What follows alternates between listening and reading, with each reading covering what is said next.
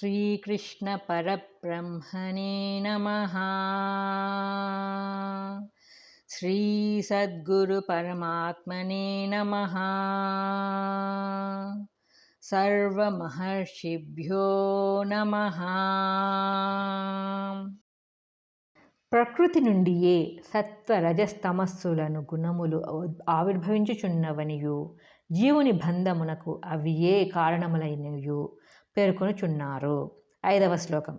సత్వం రజస్తమ ఇతి గుణాః ప్రకృతి సంభవాః నిబధ్నంతి మహాబాహో దేహే దేహినమవ్యయం. గొప్ప భుజములు గల ఓ అర్జున, ప్రకృతి వలన పుట్టిన సత్వ రజస్తమో గుణములు మూడును నాశరహితుడైన ఆత్మను దేహమునందు లేక దేహమునకు బంధించి వేచుచున్నవి. వ్యాఖ్య. సత్వ రజస్తమో గుణములు మూడును ప్రకృతి వలన కలిగినవి. అవి ఆత్మకు లేవు. ఆత్మ నిర్గుణుడు, గుణాతీతుడు అయినను జీవుడు తన యథార్థ స్వరూపముగా ఆత్మను విస్మరించి తాను సత్వాది గుణయుతుడు అని భావించి ఆ గుణములతో తాదాత్మ్యమునందుచు దేహమునందు సంసారమునందు బంధితుడగుచున్నాడు. ఈ మూడు గుణములలో ఏ ఒక్క గుణము ఉన్నప్పటికీ జీవుడు ఇంకను ప్రకృతి మాయయందే ఉన్నాడనియు మాయాతీతుడగు ఆత్మను ఇంకను చేరలేదనియు తెలుసుకొనవలసి ఉండును. జీవుని బంధించున్నది ఈ మూడు గుణములే అని ఇట స్పష్టముగా చెప్పబడినందున వాని నుండి సత్వరముగా విడుదల పొందుటకై అతడు అహర్నిశము ప్రయత్నపరుడు కావలసి ఉన్నది. ఇచ్చట రజస్తమస్సులతో పాటు సత్వగుణము కూడా జీవుని బంధించుచున్నదని ఏలా చెప్పబడినది అనగా, పూర్ణ నిస్సంకల్ప స్థితి యందు లేక నిర్వికల్పావస్థన యందు ఏ గుణమును ఉండదు. కావున అది సత్వగుణమును కూడా దాటిన నిర్వికారావస్థ అయ్యున్నందువలన అత్తరి సత్వగుణమును ఒకానొక బంధముగానే ఉండును. అయితే ప్రారంభములో రజస్తమస్సులను దాటి ముందు సత్వగుణావస్థను కలుగచేసుకొని ఆ పిదప దానిని కూడా దాటి పూర్ణ నిర్వికల్ప స్థితిని చేరవలసి ఉన్నది. అది ఏ మోక్షము. మహాబాహో అని, ఓ అర్జున, నీ భుజ పరాక్రమముచే బాహ్య శత్రువులను ఎట్లు పరమార్చుచున్నావో అట్లే నిన్ను బంధించు నీ అంతఃశత్రువులకు త్రిగుణములను నిర్జించి బంధ విముక్తుడవై ఆత్మ సామ్రాజ్యాధిపత్యము నొందుము అని మహాబాహో అను సంబోధనచే అర్జునునకు తెలిపినట్లయినది. దేహే దేహీనమవ్యయం, దేహమునందు అని చెప్పినందువలన ఆత్మ భగవానుడు నాశరహితుడగు పరంజ్యోతి అతి సమీపమునకు దేహమందు అధివసించుచున్నాడని స్పష్టమగుచున్నది. కావున తీవ్ర పరిశోధనచే విచారణచే అతనిని ఈ దేహమందే కనుగొని తరించవచ్చును. మరియు అవ్యయం అనుట వలన దేహాదులు నశించుచున్నను ఆత్మ నశింపడని స్మరించుచున్నది. ప్రపంచములోని సమస్త దృశ్య పదార్థములు వ్యయములు, నశ్వరములు.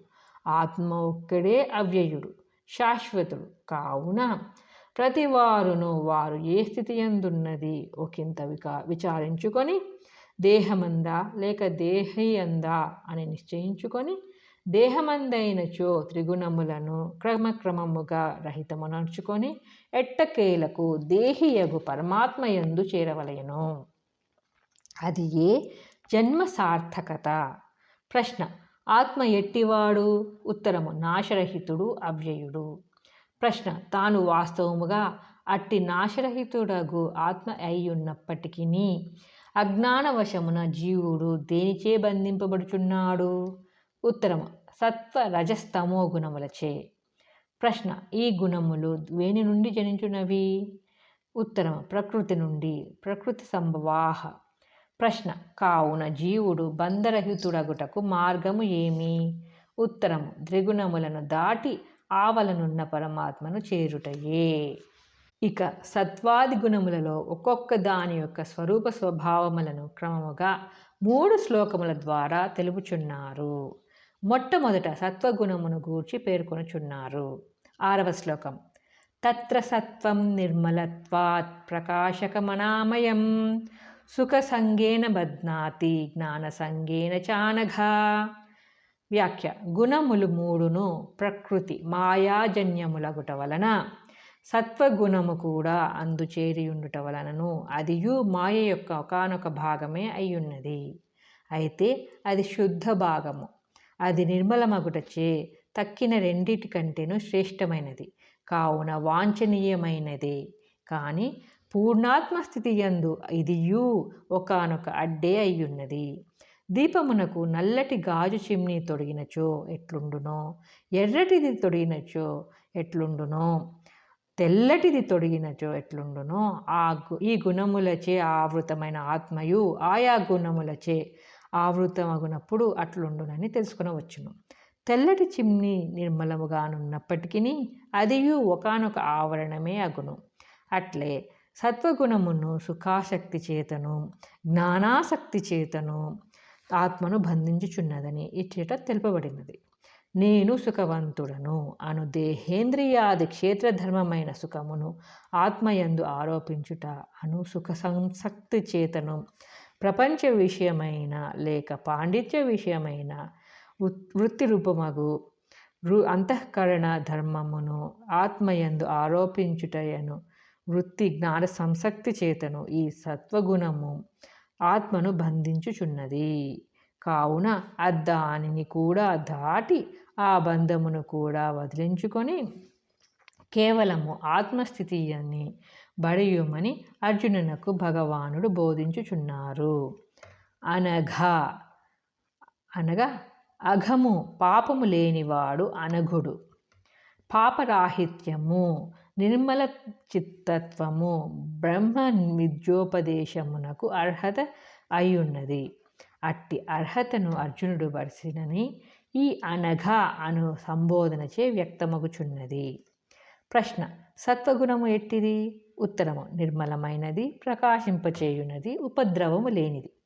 ప్రశ్న. అయితే అది ఏ ప్రకారము జీవుని బంధించుచున్నది? ఉత్తరము. ఇంద్రియ సుఖాసక్తి చేతను వృత్తి జ్ఞానాసక్తి చేతను బంధించుచున్నది. కావున ఫలితాంశమేమి? ఉత్తరము. జీవుడు ప్రయత్నపూర్వకముగా ఈ సత్వగుణమును కూడా దాటి కేవలము ఆత్మస్థితిని బడయవలయను. అది ఏ మోక్షము. ఇక రజోగుణమును గూర్చి తెలుపుచున్నారు. 7వ శ్లోకము.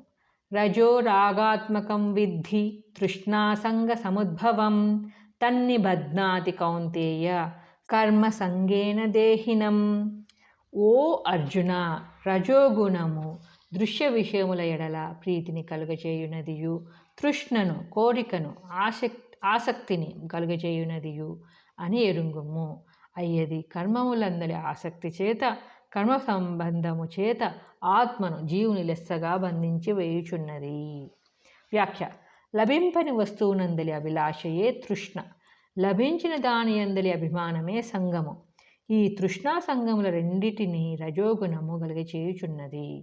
మరియు అనేక బాహ్యాడంబరముల కర్మల చేతను విషయాసక్తి చేతను ఖ్యాతిని ఆర్జించవలననే ప్రయత్నముల చేతను ఇంకను దృశ్య సంబంధములైన వివిధ క్రియాకలాపముల చేతను రజోగుణము జీవుని బంధించి వేయుచున్నది.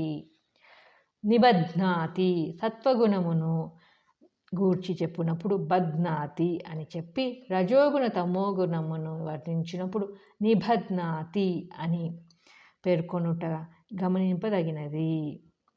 రజోగుణ తమోగుణములు జీవుని లెస్సగా బంధించి వేయునని భావము. ప్రశ్న. రజోగుణము ఎట్టిది? ఉత్తరము. దృశ్య విషయములపై ప్రీతిని కలుగజేయునది, తృష్ణను కోరికను ఆసక్తిని జనింపచేయుచున్నది. ప్రశ్న. అది ఏ ప్రకారము జీవుని బంధించుచున్నది? ఉత్తరము. విషయాసక్తి చేతను కర్మ సంబంధము చేతను బంధించుచున్నది. ప్రశ్న. కాబట్టి ఫలితాంశమేమి? ఉత్తరము. బంధకరమగు అట్టి రజోగుణమును ప్రయత్నపూర్వకముగా తొలగించుకొనవలెను.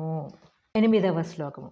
తమస్త్వజ్ఞానజం విద్ధి మోహనం సర్వదేహినాం ప్రమాదాలస్య నిద్రాభిః తన్నిబధ్నాతి భారత. ఓ అర్జున, తమోగుణము అజ్ఞానము వలన కలుగునదియు సమస్త ప్రాణులకును మోహమును కలుగజేయునదియు అని ఎరుంగుము. అయ్యది మరుపు, పరాకు, సోమరితనము, నిద్ర మొదలగు వానిచే జీవుని లెస్సగా బంధించి వేయుచున్నది. వ్యాఖ్య: తమోగుణము అజ్ఞానజనితమైనది. అది జీవుని మోహపెట్టి అతనికి అవివేకమును కలుగజేసి సంసారమున వడవైచి బంధించుచున్నది. దట్టమైన మేఘము సూర్యుని గప్పిన చందమునను, నల్లటి గాజు చిమ్ని దీపమునకు పెట్టిన చందమునను తమోగుణావృతుడగు జీవుని పరిస్థితి ఉండును.